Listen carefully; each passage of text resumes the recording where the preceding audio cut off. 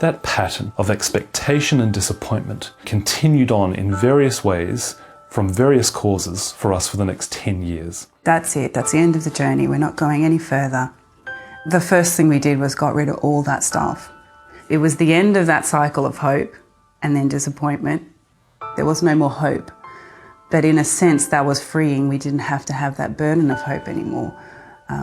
We had a clean slate. We could have a new start.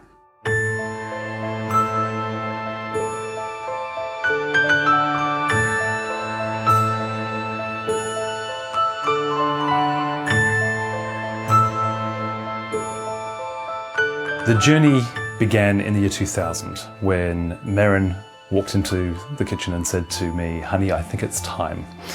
And I said, "Time for what?" And she said, "Time to start a family." And it was time. We'd been married 5 years, we were in a good settled situation. And so we decided that we would start trying for a family. And of course it's so common for many couples that the first couple of months you have this little pattern emerge of expectation, and then maybe disappointment. It's common. Another month, expectation, disappointment. And for so many couples, expectation, excitement. And then after a few months of trying and a few more months, with nothing happening, we went and got some medical tests done and then some more medical tests. And the upshot of which was that the doctor said that we couldn't naturally, without any assistance, start a family on our own, so we would never get pregnant on our own. That was the beginning of the journey, coming to terms with that news.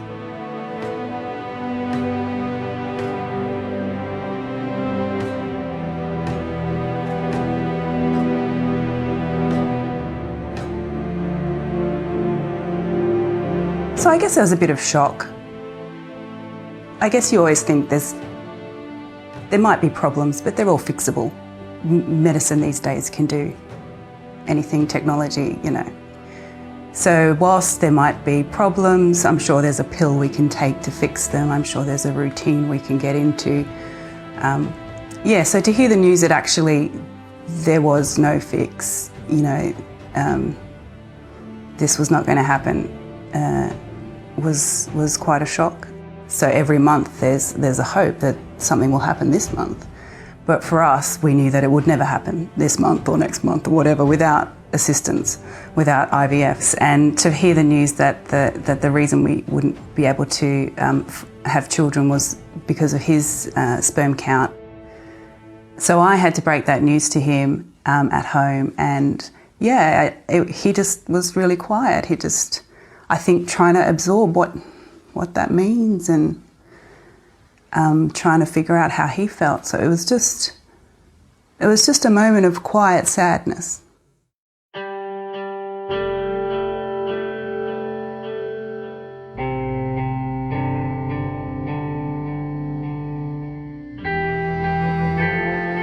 I think what really came with that was a sense of letting Merryn down. And what really came, and that only grew as the years went on and our journey continued, was a sense of, I'm the reason why Merryn can't have what she desperately wants and why Merryn can't become who she desperately wants to become, which is a mum. The surprising thing for me with going through this whole process was how burdensome hope can be at times. So with every cycle, there's a hope that it will be successful with every cycle of IVF or with every attempt otherwise to be pregnant or to adopt or something. There's this hope, and every time you pray, you hope. And actually by the end of it, I found the hope really burdensome, almost debilitating. And in the end, I couldn't pray because I just it's like I had no emotional energy left to hope anymore, which meant I couldn't pray anymore. And I was just glad we had friends and family who would pray because I just gave up. So the hope in itself is painful.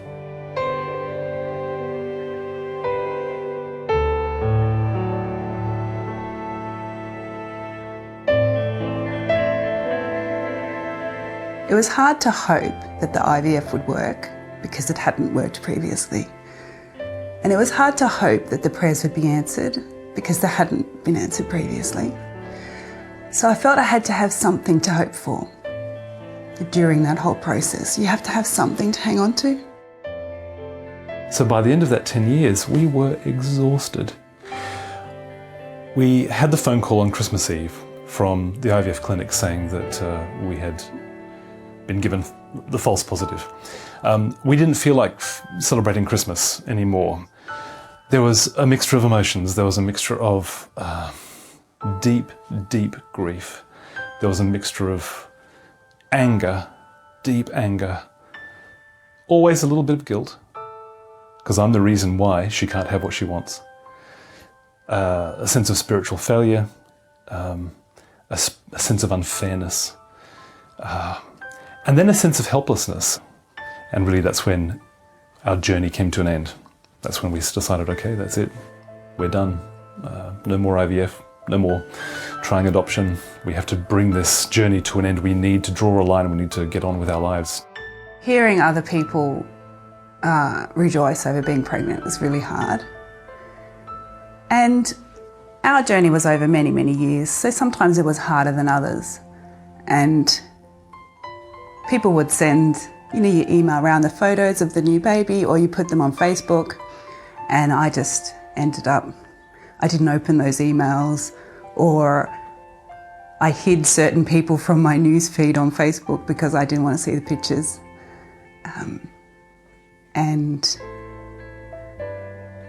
And yet other times I was really happy for my friends when they got pregnant, especially if I knew they'd been trying for ages, and that was a cause for rejoicing. I think longing to be a mother is just part of being female. It's just natural, and so that never goes away no matter what your circumstances for most people.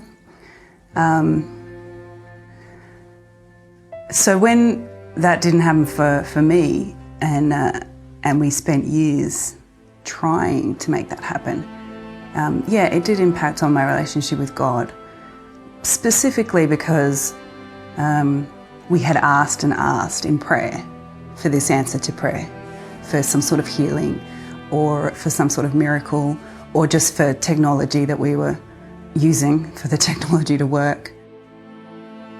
Going for such a long time without any answer to prayer in this whole issue, feeling that it was my fault, that somehow I wasn't spiritually up to the task.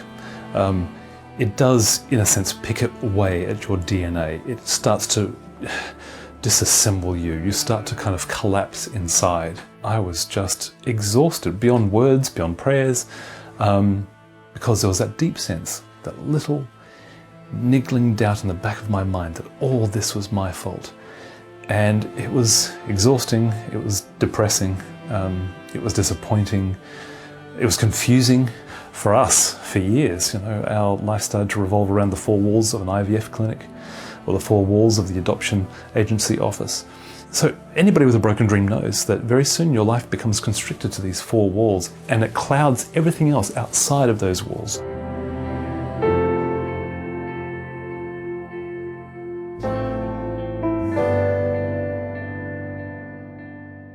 I think our 5 years in Sydney was a lot about starting a family in different ways, because we looked at IVF and we looked at fostering and adoption as well. So the whole 5 years was about starting a family, and so it had those memories, and I think I wanted to live somewhere else that wasn't associated with that process as well. She said, "The only other thing I've ever wanted to do apart from become a mum is I wanted to live and work overseas." I thought, overseas? And she said, "If we don't have a child, can we go to Europe?" And I went, "Europe? Really?" She said, "Yeah, if we don't have a family, can we take this opportunity to start again and move overseas?"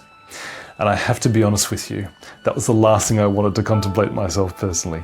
Because funnily enough, with all of this 10 years of what we call our wilderness experience, going through this wilderness of infertility, these broken dreams, during those same 10 years, things were going wonderfully for my career and for my ministry.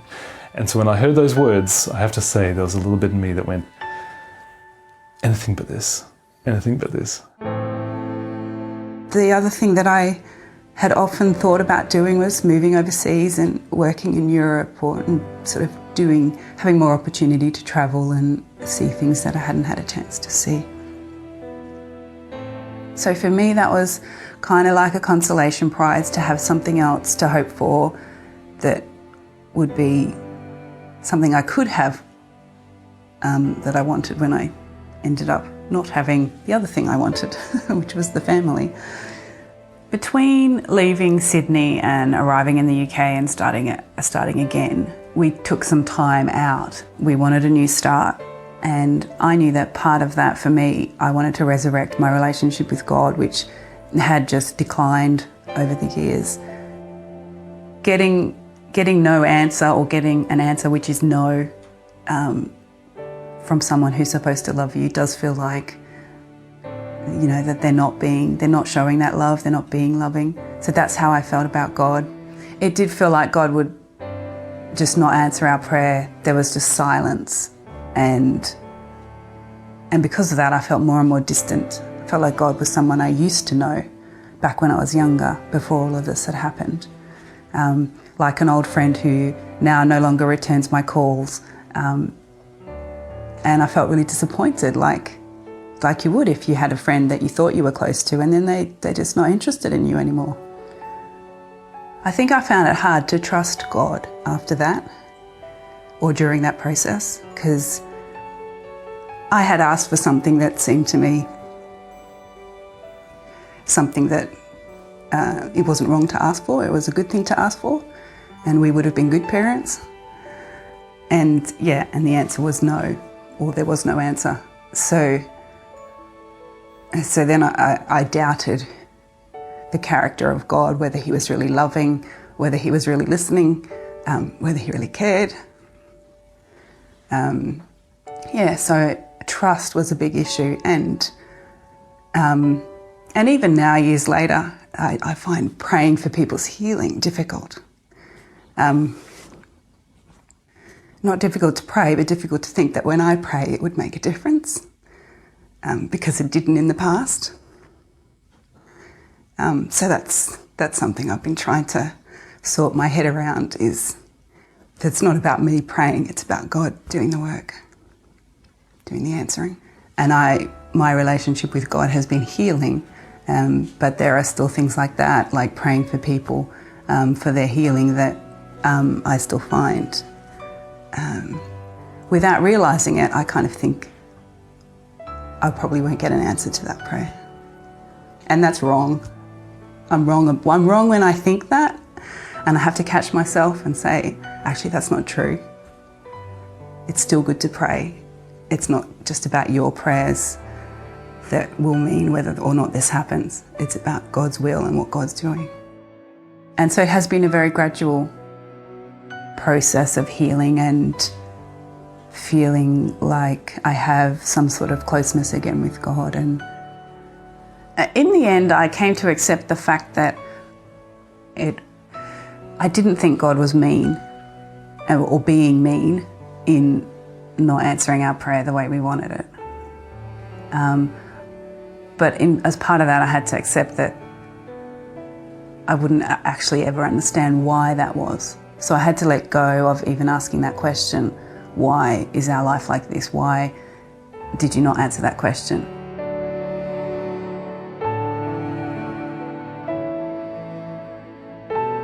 In order for us to move to the UK, that would mean Sheridan would have to quit his job. And he was very happy in his role. He had a radio program that he'd been working towards for many years. So I realised it was a big ask to ask him to quit that job, knowing that he couldn't go to something identical to that. He is a person who will sacrifice for me because he loves me, and I love him, so I would sacrifice for him as well. And that's always the way we'd worked, to try and make life good for the person that you're with, that you love, and to try and see them grow and develop as much as they can, so that together you sort of build each other up to be something that you could never be on your own. So I could probably never have healed and grown after this experience without him enabling that for me by doing this. So in that way, we've sort of enabled each other to become something new that on our own we would never have achieved. Once that initial process of setting ourselves up here in the country had ended, I was then able to sit down and say, okay, Sheridan, where now? What is your life and career going to look like? And I had some contacts, but not a lot. It really was a case of starting afresh. And very soon it became very obvious this was going to be a difficult road indeed to actually navigate. And I wasn't too sure where I was going to go or who I was going to become.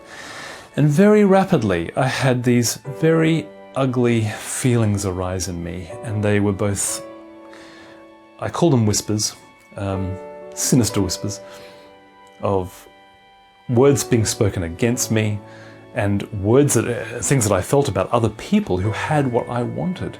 So for the other people, I felt jealous and I felt envious of the authors and the speakers and the radio broadcasters who had what I maybe used to have, or a little taste of at least, which I didn't have and I couldn't have, didn't seem to be able to have in the UK. But also those feelings of insignificance. I think I used the phrase spiritual impotence at one point. I just felt spiritually impotent, like, who are you? I had to very quickly ask myself, Sheridan, you've always taught that as Christians, our primary identity is being children of God. Do you really believe that now? Do you really believe that? Because the way that you're responding, and the jealousy that you're feeling, and the envy you're starting to feel with the people who have what you want and you don't have, and the sense of your sense of self being shaken, and all of that is being questioned very, very mightily right now. Do you really believe that, Sheridan? I was praying and seeking God.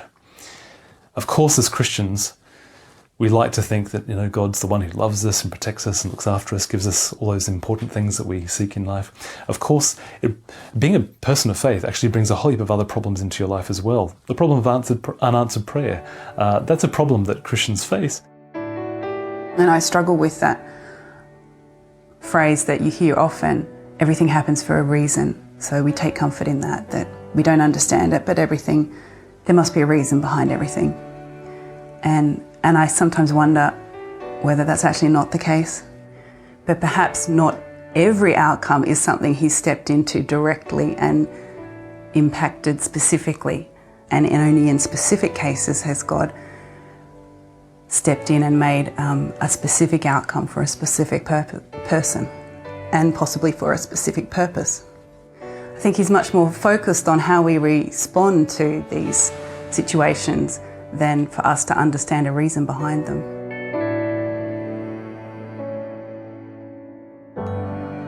For me, it was hard to picture what is life like when you don't have kids. As a married Christian woman, people talk about a Christian wife and mother, that sort of phrase goes together. So what does life look like when you don't get the second half of that phrase, you just get the Christian wife bit? It would have been nice going through that journey if we'd known someone else who had been through that journey and come out the other side. So I did find it isolating in that it wasn't something we could really share with anyone who had been through it. I mean, we told people knew the circumstances of our life, but I didn't know any couples who had no children unless it was by choice. Because it's not a broken dream for no reason. It's something you desperately wanted. It might have been a husband or a wife. It might be a child. It might be a career. It might be that you're an artist and your art has never made it to the masses. Or maybe you're a musician and nobody's downloading your songs off iTunes. We've all met somebody who's been in that situation, and it is so tragic, it's so understandable. And I understand now that we've gone through our broken dream, and I've understood it, and I've felt that sense in which it starts to pick away at your very being, because you cannot become the person you want to become. Wrapped up in a broken dream is a lost identity, and you can become so many other things. A greater tragedy than a broken dream is a life forever defined by one. Don't let it define you. Draw a line, grieve, move on.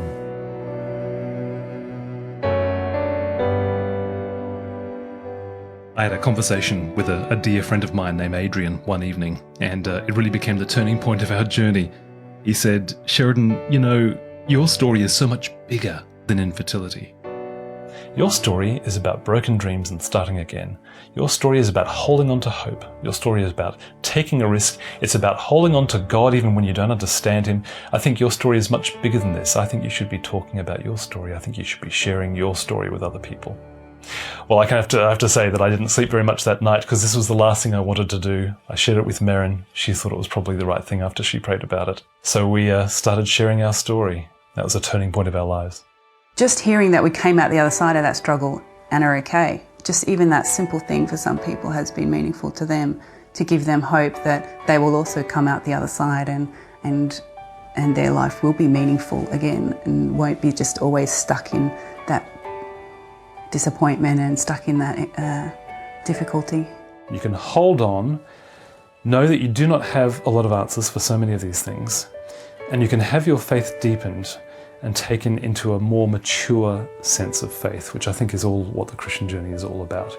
Now, that mature faith is not necessarily that we come out more triumphant or more victorious at the end. I actually think it's that we live with a lot more tension and a lot more unresolved questions in our life, but we still hold on to a God who is huge and bigger than us. I feel very blessed now. There might be one aspect of our life that hasn't worked out the way we wanted it, and that was a difficult struggle. But there are so many other ways in which God has really blessed us. Living in Oxford is great. We love it here. It's an interesting place. It's a beautiful place. And we just have new experiences in our life that we wouldn't have had if we stayed in Sydney. So there are so many ways that we feel really happy. Although I might never understand why or if there was a reason for us to go through this process and have these experiences, that doesn't mean that there aren't good things that can come of it. It might not have been the purpose of the event in the first place, but God can certainly turn whatever has happened into something new and something good and bring blessing and bring change and completely turn that around. So it's a difference between looking at what is the purpose of something and what is the result of something. And so definitely now that we have been through this, we feel that this can be an experience that can be used to help others as well. So since we have started to share this story publicly, people with all sorts of broken dreams, infertility, unwanted singleness, career problems, the loss of loved ones, all sorts of things in between, are now saying to us, "My goodness, you have awoken an echo in us. Everything that you have shared, we have kind of been through, even though the story might be completely and utterly different." I've had people say to me, "My whole life is gone, my dreams are gone, even my husband has walked out on me, but now, as I've heard your story, now I can start again and I can start finding God again." I have to tell you, that wasn't the expected outcome of our 10 years of brokenness and our 10 years walking through the wilderness of infertility. Somehow God is taking this story as we share it vulnerably and openly. God is taking it and bringing healing into people's lives. That's not what I was expecting at all. Community is just so important for anybody who's gone through a broken dream because we need you. Sometimes we can't have you and we don't want you. That's part of the problem of going through infertility or any broken dream. There are times where we need you and yet we can't have you, and you're going to say the wrong thing and we've got to forgive you and we don't have the energy for that, but if we could just stick together, there is a healing power in true Christian community like no other. We can't get through without it. We really can't. We couldn't. There's a verse in the Bible that says, a hope deferred makes the heart sick, but a longing fulfilled is a tree of life. And Sheridan really noticed that this verse applied very much to our situation of hoping for something and not seeing that come to fruition and feeling very down about that and having that be such a negative thing. But then when we came to the UK, we sort of had a new start and we sort of had a new direction. In many ways, it's like the second half of that verse. We weren't seeing the answer that we were expecting, but we were seeing a new life in a different way. a new type of life, a new normal, new experiences, and that is a life-giving experience in itself. Can there be a beauty that only ever comes through brokenness? God can take these broken things and do something absolutely astounding and surprising and unexpected out of them. Beauty, play, all of these things are good gifts to help us restore from a broken dream. That's the only way it can come. It's not a pristine beauty, it's not a shiny beauty, it's a broken beauty. I think that can give hope to a few of us, that maybe there's a beauty that can come out of the brokenness of our own lives, and certainly that was the hope for Merryn and me.